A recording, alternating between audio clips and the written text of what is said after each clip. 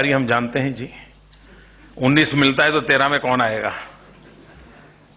तो हमारे अफसर लोग मेरे पास आए, बोले मोदी जी अब बेकार हो गया सब, कोई आएगा नहीं, भारत सरकार 19 दे रही है, कौन आएगा 13 में, हम बदल करें। मगर हम बदल नहीं करेंगे, I will not change.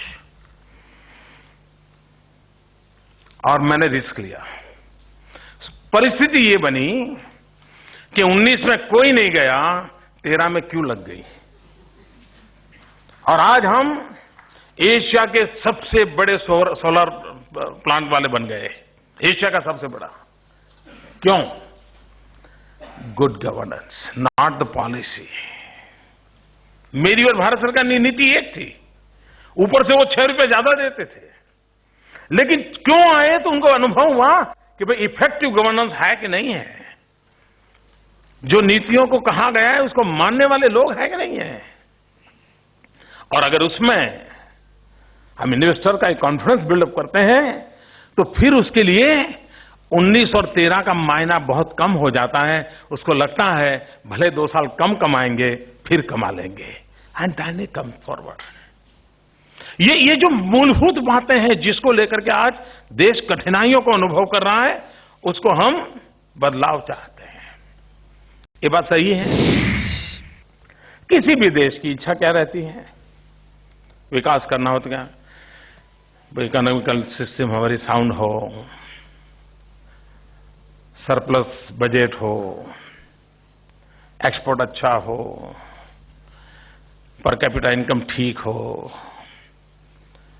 Infrastructure में बिजली पानी सड़क मिल रहा है, यही से क्या आसपास होता है।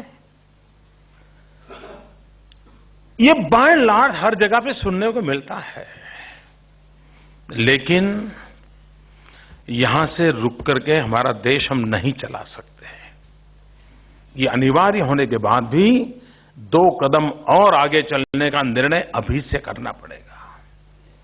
ये होने के बाद वो करेंगे, ऐसा नहीं होता था। We must have a holistic approach and cumulative चीजों को हमने व्यवस्था में, स्ट्रेटेजी में बांधना पड़ेगा।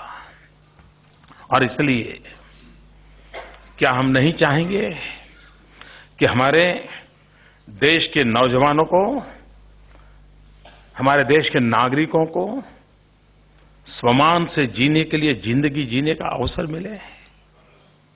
हम नहीं चाहते हैं कि हमारे देश का नौजवान सम्मान और गौरव के साथ रोजगार को प्राप्त करे और रोजगार करे।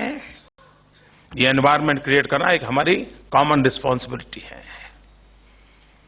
क्या हम नहीं चाहेंगे कि क्वालिटी ऑफ लाइफ में चेंज आए? कितना बड़ा अंतर है। एक तरफ विपुलताएं हैं तो दूसरी तरफ मिनिमम चीजें उसको नहीं है। क्या हम इससे नीचे क्वालिटी ऑफ लाइफ में मेरे देश के किसी भी नागरिक को इससे नीचे जीने की स्थिति पैदा नहीं होने देंगे? ये हमारी योजना का हिस्सा होना चाहिए कि नहीं होना चाहिए? ये ड्रीम होना चाहिए कि नहीं होना चाहिए? हम तो पंडित दीनदयाल उपाध्याय जी के मार्गदर्शन से पले बढ़े हैं। अंत्योदय, एब्सोल्यूट पॉवर्टी, भारत जैसे देश में ये स्थिति कैसे हो सकती है? अगर हमारी एक प्रायोरिटी हो तो प्रायोरिटी ये हो कि भाई जो आखिरी छोर पर बैठा है उस गरीबी को हम कैसे निर्मूल करें, हम एब्सोल्यूट पॉवर्टी से कैसे मुक्ति पाएं। और जब तक हम ये एक मिशन मोड में नहीं लेते हैं तब तक व्यवस्थाएं भी ठीक है, पहुंचा तो पहुंचा, मिला तो मिला, हुआ तो हुआ, ये चलता रहता है। मैं इस बात का आग्रही हूं कि हमारे यहां बहुत सी चीजों की मर्यादाएं हुई है। कहीं कहीं लगता है जैसे बंद गए हैं। आज के विश्व का जो मूड है, नई पीढ़ी का जो मूड है, उसको देखते हुए हमने भी फ्रीडम ऑफ चॉइस, इस एनवायरनमेंट को बल देना पड़ेगा। अगर फ्रीडम ऑफ चॉइस का एनवायरनमेंट हम क्रिएट नहीं करते हैं तो फिर वो मजबूरन कहीं अटक जाएगा। और फ्रीडम ऑफ चॉइस की तरफ हमारे यहां optimum utilisation of our natural resources, सर्वाधिक उपयोग कैसे हो हमारी संपत्ति का। अगर हम आज से 50 साल पर विपुलता दिखती होगी कोई, आज ऐसा नहीं है। नेचुरल रिसोर्सेज की मर्यादाओं को हमने समझना होगा, तो उसका ऑप्टिमम यूटिलाइजेशन, इसको हमने एक प्राइम रिस्पांसिबिलिटी के रूप में हमारी स्ट्रेटेजी का हिस्सा कैसे बना सकते हैं, उसको दे। कभी कभी लगता है कि हमारे देश में सामान्य मानवी के प्रति क्योंकि देश अगर आगे बढ़ाना है तो ऊपर के 2-5 करोड़ नहीं बढ़ा सकते हैं, नीचे के तबके के लोगों के बिना बढ़ना नहीं है। और उसके लिए डिग्निटी इज ए इश्यू।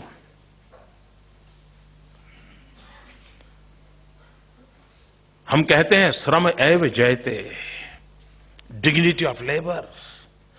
और अगर हम डिग्निटी पर बल देते तो कैसा बदलाव आता है। I give you 2 example. हमारे देश में आंगनवाड़ी एक व्यवस्था होती है। छोटे छोटे गरीब परिवार के बच्चे आंगनवाड़ी में आते हैं, खेलते हैं, और गांव की एक गरीब महिला होती है, ज्यादा पढ़ी लिखी नहीं होती है, वही उस आंगनवाड़ी को चलाती है। 1500-2000 रुपए में कहां गाड़ी चलती है। हमारे दिमाग में आया कि ये जो सबसे छोटी इकाई है उस पर हम बल कैसे दें, कैसे किया जाए। कुछ इनिशिएटिव लिए। पहले आंगनवाड़ी कहां बैठती थी, स्कूल हो कोई पुरानी तो स्कूल के कहीं कोने में एक जगह पे नीचे बाहर लॉबी में बिठा देते थे, या कहीं पेड़ के नीचे बैठा देते थे, या कहीं मंदिर के पास बिठा देते थे। हमने कहा नहीं, हम सबके लिए एक नंदघर बनाएंगे। सब जगह पे आंगनवाड़ी का अलग मकान बनाया और उनका इंफ्रास्ट्रक्चर भी बहुत केयरफुली, बच्चों के लिए कैसा चाहिए सब करें। एक महत्वपूर्ण काम किया हमने। आंगनवाड़ी वर्कर जो महिलाएं थी उनको यूनिफॉर्म दिया, और यूनिफॉर्म में मेरा आग्रह ऐसा था कि एयर होस्टेस से इसका यूनिफॉर्म अच्छा होना चाहिए। यू विल बी सरप्राइज, एक छोटे से इस निर्णय के परिणाम डिग्निटी ऑफ दैट पर्सन, पूरा माहौल बदल गया। पहले गांव में गए तो गवर्नमेंट देखनी हो तो कोई पुलिस वाला दिखता है तो पता चलता है गवर्नमेंट है। आज मेरे यहां वो आंगनवाड़ी की महिला यूनिफॉर्म में खड़ी है, लगता है सरकार है। आप कब कल्पना कर सकते हैं कैसे बदला जा सकता है जी। आपको लगता होगा कि ये देश की चिंता ये आंगनवाड़ी से शुरू करेगा क्या, तो कब पहुंचेगा। वही शुरू करो, अपने आप पहुंच जाएगा। और इसलिए मैं कहता हूं कि डिग्निटी हमारे देश में एक ऐसा इश्यू है जिसको हमने ऊपर से ही संभालना होगा, और हमने केयरफुल एक एनवायरनमेंट चेंज करना होगा। और आज